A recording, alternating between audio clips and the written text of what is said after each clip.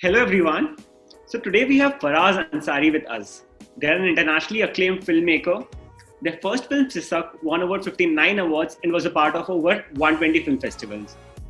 Just in case if you haven't seen that film, go to YouTube and watch that film first. Their second film, Sheer Kurma, stars Swara Bhaskar, Divya Datta and Shabana Azmi, and I can't wait to watch that film. Let's just have a fun, intimate conversation with them and talk about the gender politics, their filmmaking journey, the industry, and everything in between.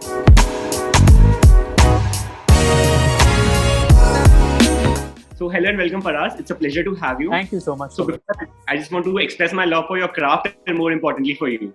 I think let's just quickly dive in and talk about a few things. Sure. So, you have worked on two love stories, and now a lot has been written and spoken about love, but it's still one of the fine concepts. So, why don't you tell me what's your interpretation of love and how do you define it? That's a question that I think artists and writers have been trying to answer for generations. And I think we're still struggling to find what love is. And therefore, I think we create and therefore we keep writing and therefore we keep exploring, because I personally think love is multi-dimensional, Shobhit. It does not have one dimension or one definition. I think it keeps evolving as we do, as civilizations go by, as we go by, as we evolve to become, who I was 10 years back is not who I am today. And along with me, my definitions, my understandings, my emotions, the way I perceive certain things, the way I react to certain things, all of that also has been evolving. And I think so has love. I think love as an emotion has been evolving through generations. And where we are with it today, we are still trying to find what it is all about. So I think the job of an artist really is not to find definitions, but I think is to find another dimension, to an already existing emotion and kind of add their nuances and their layerings to something that is so beautiful and cannot be put inside a box. I think it keeps evolving and exploring. So I think that's what love is to me, ever evolving, ever exploring, never fitting into any binaries, never, it's like a will-o-wisp, it keeps flying around. You want to hold it, but you cannot really hold it, and I think that's the beauty of it, and that's why we find it so mystical. Correct. So, objectively speaking, what I feel that you're constantly marrying the ideals of love with politics. How does that happen? Do you make like a conscious effort to educate, or do you let it happen more organically through your films? To be honest, I think every art is political and every art is social by default. There is no escaping that. I know a lot of people, when I say every art is political, a lot of people say, but Michelangelo wasn't political and Botticelli wasn't political. But I think inherently every artist is political, and there is always a spillage that happens in the perception of an art and an artist. There is a great deal of what one creates, given where one is, that kind of becomes political given the times that it is. Coming back to what I do, it's never really a conscious decision to kind of, put things together. I think it happens given who I am, being a queer person and being openly queer and embracing about my identity. I've never really hidden it. And I think that by default makes you a queer, an openly political and social person. Because how can you take that away from who you are? The spillage of that often happens in what you create. So when I made Sisak, I didn't want to make a political film. I didn't sit down and be like, okay, these are the things that I have to attempt and these are the narratives that I want to put forward in this film. It found its way into it. It was so organic. And that's why I think the film resonates, because I don't feel when you try to preach certain things to people or where you stand on a podium and give them a monologue, people are not going to listen to you. We don't have that attention span anymore. We live in a digital age where our attention spans are decreasing as time goes by. So given all of these understandings, nobody's going to listen to what you have to say unless you find a way to form a connection with them in a very special, very honest and very genuine manner. And I think my role as a storyteller is to discover what that is, within me, that I can connect with people who I've never met and tell them something that is so important to who I am and share that understanding with them. Having said that, I personally also feel that being a filmmaker is a matter of privilege. getting opportunities to make films is a matter of privilege. A lot of people don't get these opportunities because you're really trying to connect with a mass amount of people across the globe. I think our understandings of what cinema is also has to evolve. We still think that cinema that is made by Indian filmmakers is only consumed in India and certain places where Indians are, but that's not the truth. I think cinema is becoming more universal while it is rooted to where it is created, and that is the beauty of it. So I think filmmaking is a privilege, and we have to look at it like that. We cannot just be like, oh, I'm only here to entertain people. Yes, please entertain people. It's very essential to entertain people, but at the same time, why not also inspire people? Why not give people something intangible to take back home and affect lives? I feel that cinema can really change lives. It can, and I've seen it with Sisak. I'm now seeing it with just the trailer of Sheer Kurma, which is out, and it's very humbling as an experience, that you see that something that was born within you and created inside you has the ability to change lives, which I think is such a big responsibility, and if you have that responsibility, why will you not use it wisely? So, one thing that really stood out for me in Sisak was the local train setting. For some reason, it felt very personal. I remember I have cried on local trains on multiple occasions without being acknowledged by anyone around me. Right. So why did you choose that particular setting? Why did I? So this goes back to the year 2014. I had just, so I used to work on, films as an associate director, as a co-writer, as an executive producer. And I reached a point of saturation where I felt that I cannot work for people anymore. I need to become independent. And I took 6 months off and I went to Nainital and I directed a musical for a boarding school there based on The Lion King. And it was really cool. I had a great time staying on campus and, just chilling in the hills and having a great time. And while I was there, I had some time in hand and I wrote a film, which I wanted it to be my first feature film. It is called Ravivar, and it's a socio-political satire rooted in sexuality and rooted in gender identities. And when I came back to Bombay, I went to almost every production house in this country which has a standing, and I got the same answer from them. We love the film, but no. And reason being, they were all very scared of Section 377, existing then. And to make a queer film back in 2014 was a no-go. There was no way in hell would I be able to make this film, but I wanted to. And I tried for 2 years, Shobit.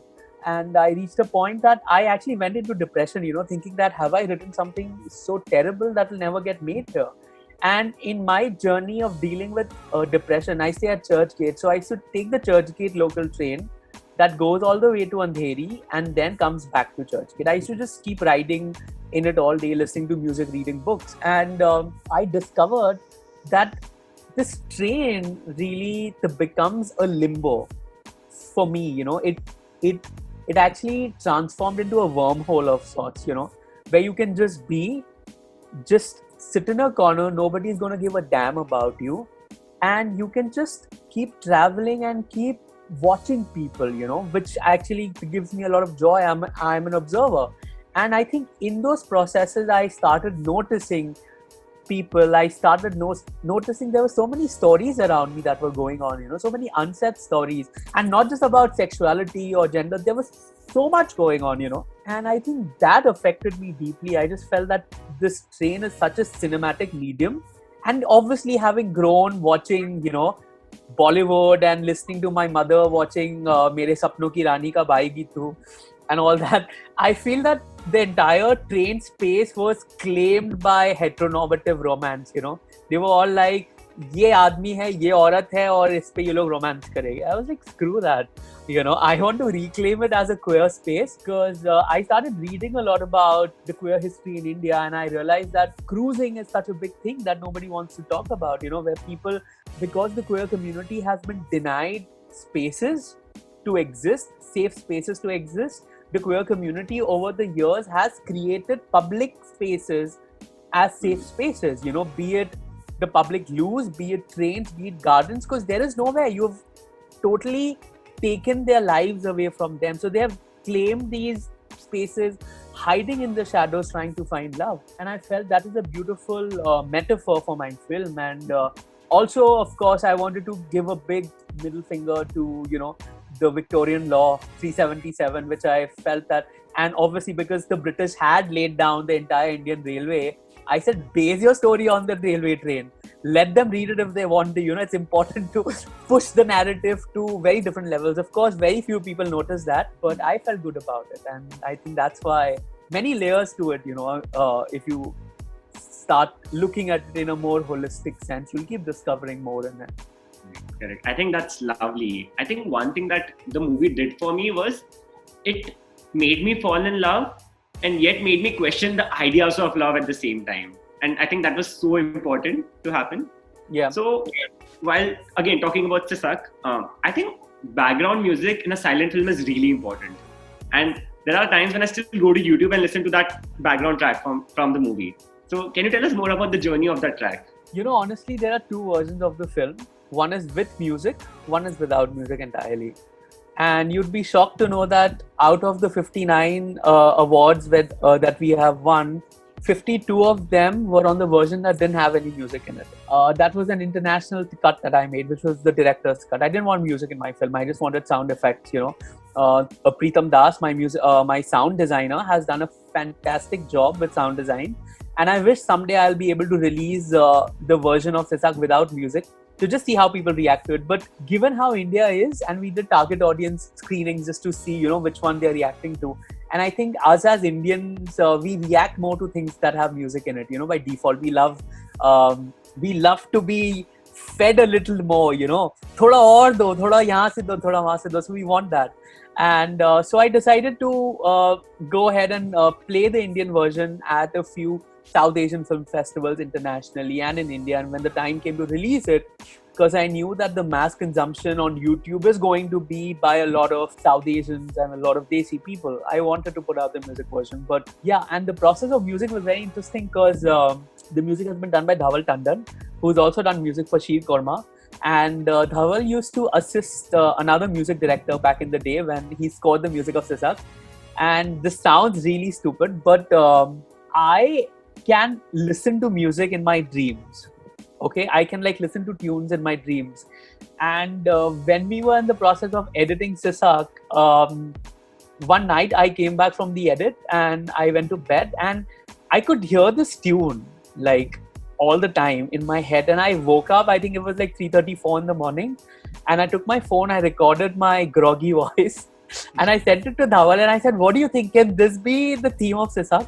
And the next morning he spoke and he had composed something. He played it to me for me on the piano, and that became the theme of Sisak. It's a really, I don't know how these things happen, and which really makes me think that we are really all mediums. I mean, we are just vessels and instruments through which work is happening, and that is our place in the scheme of things. We shouldn't give ourselves more credit than that. We are just here doing. There's some magical force that is working through us, and yeah, I think you just have to align yourself and receive it for it to manifest through you. Yeah, I agree. I completely agree to that. I'm sure there's a lot of symbolism and use of subtext in the film. So one thing that really stood out for me was the choice of books. There was south of the border and west of the sun, and there was the curious history of love. Yeah. So tell us more about that. So actually, in the film, there are I think there are three books in the film. I'm kind of losing it. It's been so long. But the first book actually in the film is called Sputnik Sweetheart by Murakami, which talks about human loneliness and human isolation. So the first book that Dhruv's character in the film is reading, the guy in the kurta, is a Sputnik Sweetheart. The book then Jitin's character gets the next day, South of the Border, West of the Sun by Murakami. And that happens to be about a married man having an extramarital affair. So I was trying to layer it even there.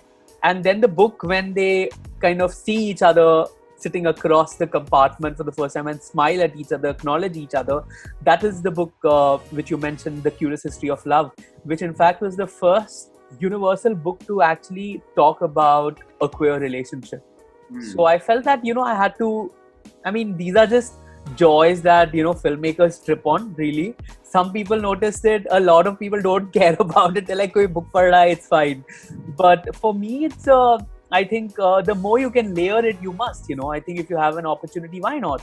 So we try to do that very consciously. In fact, even like you very rightly said, symbolism, and even the colors of the costume that they're wearing. Initially, if you see the film, Jitin's character has a tie and he's really into it. But as the film progresses, he starts losing his layers, until the time that even his tie is off and his shirt is a little open. So, and Dhruv's character in the film, they start resembling each other's colors also by default, which happens subconsciously when people start getting closer.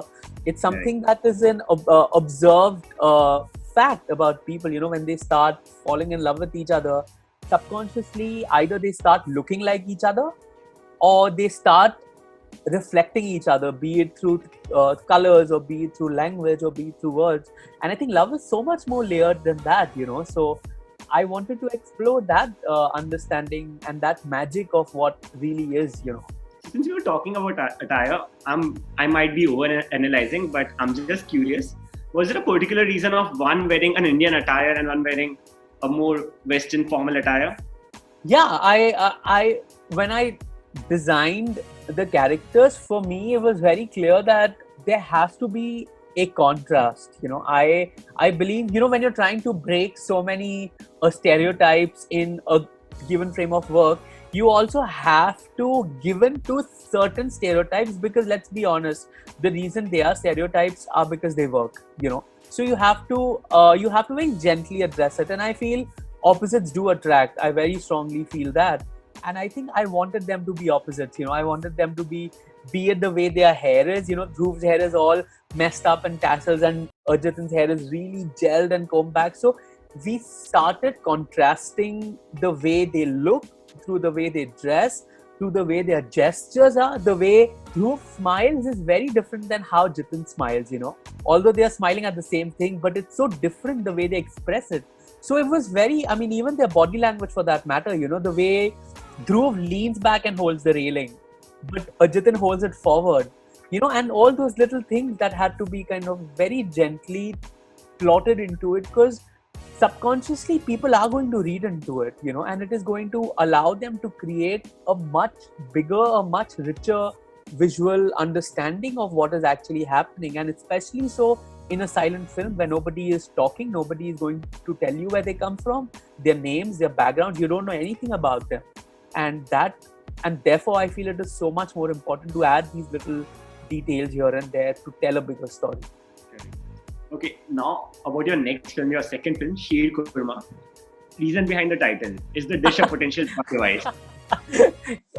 I'm a massive foodie, so I love food, and I actually worked on this film called Stanley Ka Dabba as an associate director and the executive producer. So I love food, I'm obsessed with food, and I wanted to kind of find and explore food as a metaphor and as an emotion. So when I came out to my mother way back in 2009, she didn't speak to me for 6 months. And right before my birthday, a week before my birthday, she made a big pot of biryani for me and she kept it on the table and she said, I've made something for you. We haven't spoken for 6 months, but she cooked biryani for me. So we sat down and we ate it together. And it was so unsaid, that expression of love, which I think so many people across the world do. They use food as a medium, as a metaphor to express love, to express things that they cannot find words to express. And I feel that needs to be explored more, in cinemas, being such a visual medium and food being such a visual medium of expression. I feel it's a great marriage of two, and I felt that in Sheer Kurma, it is not just a catchy title, but it is more than that.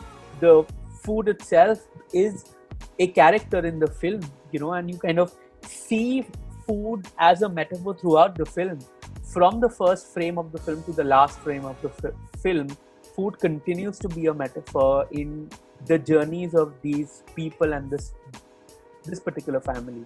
So we've tried to do something interesting, and I think when people see it, they will have wet eyes and wet mouth also, because they'll be salivating watching all the good food that is there in the film. On record, you have said that Sheer Kurma is a tale of love and of acceptance. So I just wanted to ask you, what does acceptance look like? I think, again, I feel that like love, acceptance is, very multi-layered.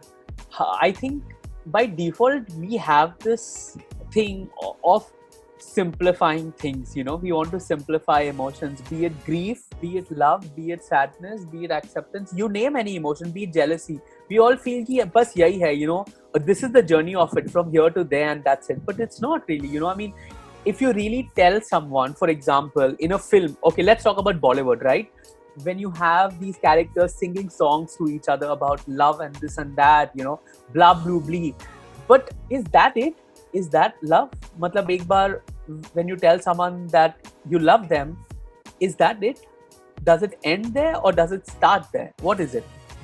So I feel even acceptance for that matter, when you tell someone that you accept them, you will never reach out to someone and be like, hey, I accept you, right? You won't say it, but you'll find gestures, you'll find words, you'll find ways to let the person know that you accept them. So I feel acceptance, like love, is very multi-layered. And I speak this out of personal experience, like my mom has not accepted me entirely. And I can feel it every time we hug each other, she kind of leaves behind parts of me that she doesn't really align with, and I can feel it.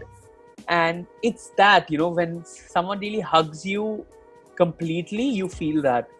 And I think that is another thing that I feel is so fascinating as a storyteller for me, to find a way in cinema to explore these nuances, because I think we try and do a broad stroke on everything, We want to paint everything in one color, this is love, this is acceptance, this is anger, this is emotion.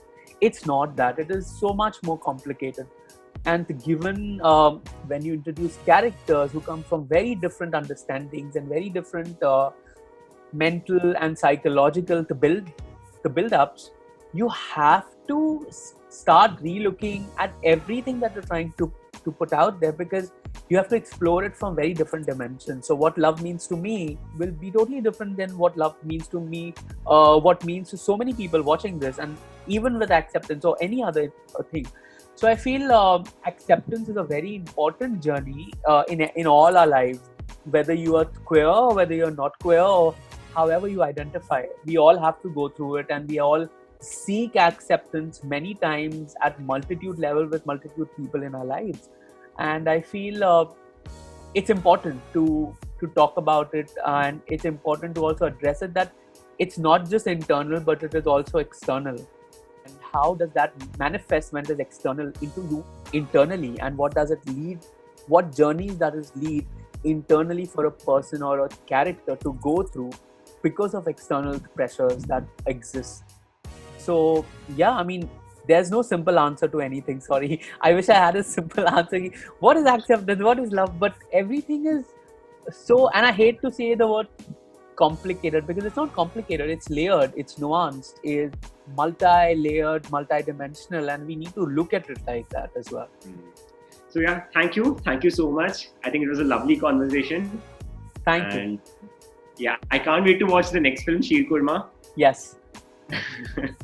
I can't wait to share it. We were supposed to premiere at a BFI in March, but then Corona happened and our worlds were never the same again. So now we're waiting for the pandemic to ease out, so that we can then take the film to film festivals, because it's a discussion that we've been having internally. It's not a film meant for the small screen. We've created a film that is meant to be consumed on the big screen. It has that. It needs to be watched with people together in a theater space, and that magic of cinema, it has that. And I wanted to have access to that, so we want to hold it. And I feel like right now, given where the world is, it's not a right time to put out something that is so gentle and so toxic masculinity free, So I think the time for it will come, and then we'll release it out. Can't wait. All the best. Thank you so much. It's been a pleasure. It's been a pleasure. Subscribe to our YouTube channel and never miss an update on Film Interactions.